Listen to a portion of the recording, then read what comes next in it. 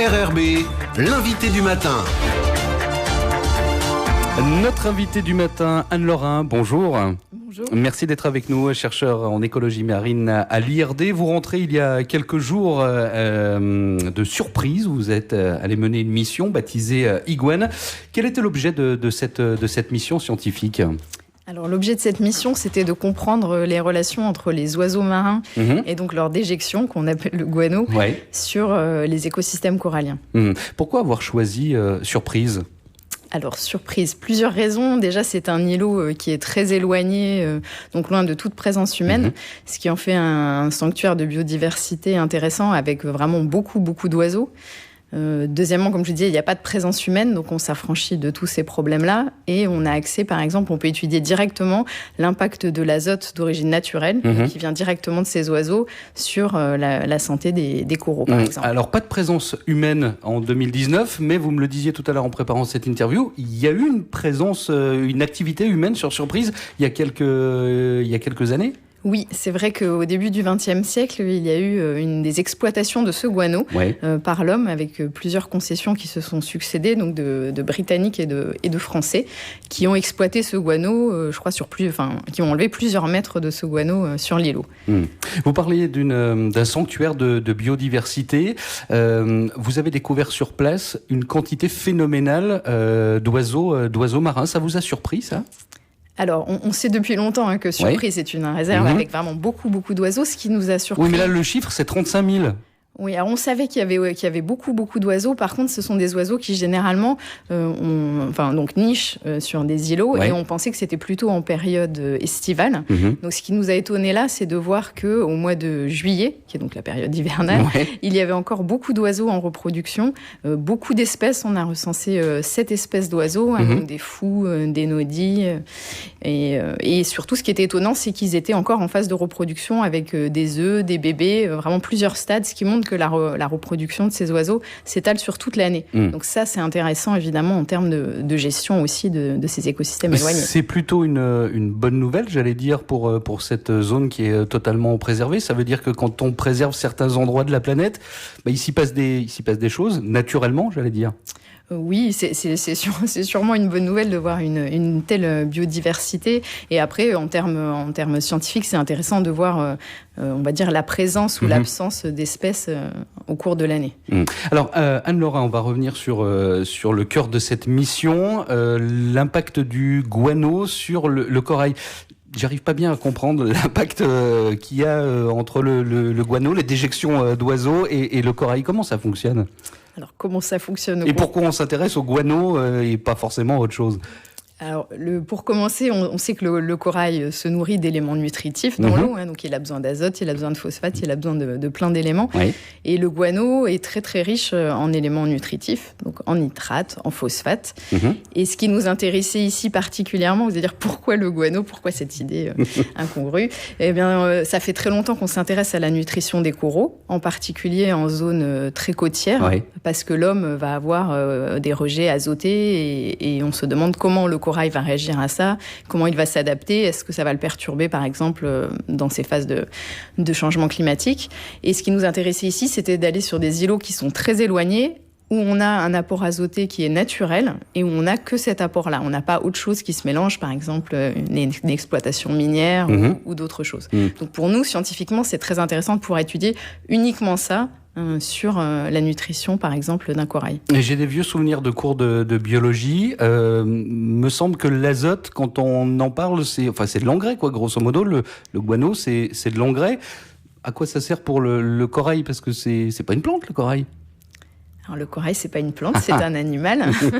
Effectivement, il est capable d'absorber à la fois des éléments nutritifs directement dans l'eau, mais il est aussi capable de consommer du plancton, donc à la base des réseaux alimentaires.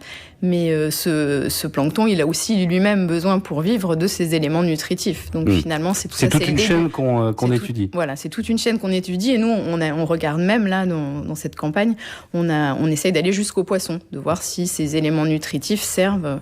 Et donc, ça fait un petit peu une rétroaction, puisque les oiseaux marins vont se nourrir en mer. Ils vont se balader comme ça, prendre des poissons pour manger. Ils vont ensuite aller nicher sur les îlots, se reproduire. Ouais. Et finalement, ça fait une boucle puisque via leurs excréments, via le guano qui ensuite revient dans les récifs, enfin dans l'eau, dans les récifs coralliens, il va être, on va dire, redistribué. C'était assez intéressant de voir dans quelle mesure il recontribuait, on va dire, à la nutrition de la base des réseaux alimentaires. Alors vous avez mené cette mission au début du mois de juillet. Vous en tirez déjà quelques conclusions ou c'est évidemment prématuré ?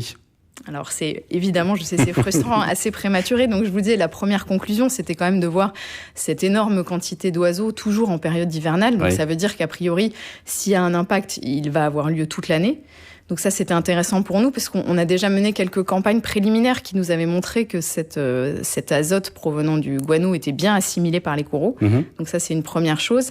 Et après, on voulait voir s'il y avait effectivement un impact, qu'il soit négatif ou positif, on ne peut pas répondre. Et donc effectivement, on est encore en train d'analyser tout ça et ça va prendre du temps.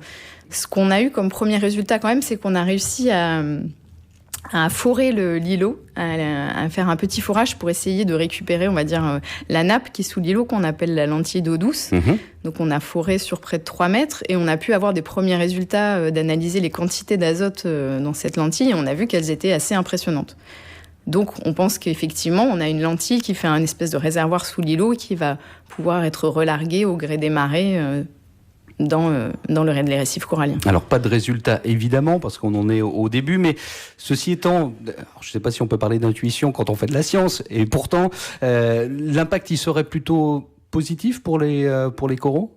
Parce qu'on imagine que s'il y a de l'azote et toutes ces petites choses qui se baladent, c'est plutôt bien pour le corail ?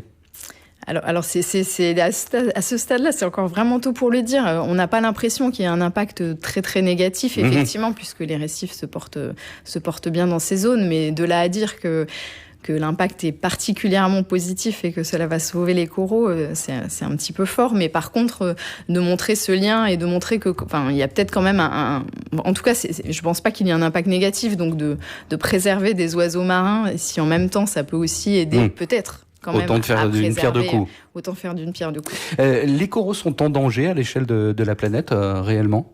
Alors oui, je crois que c'est pas une surprise, mais bon, je ne suis pas la spécialiste des récifs coralliens, mais oui, ils sont en danger. Il y a des problèmes vous savez, il y a des blanchissements massifs. Oui.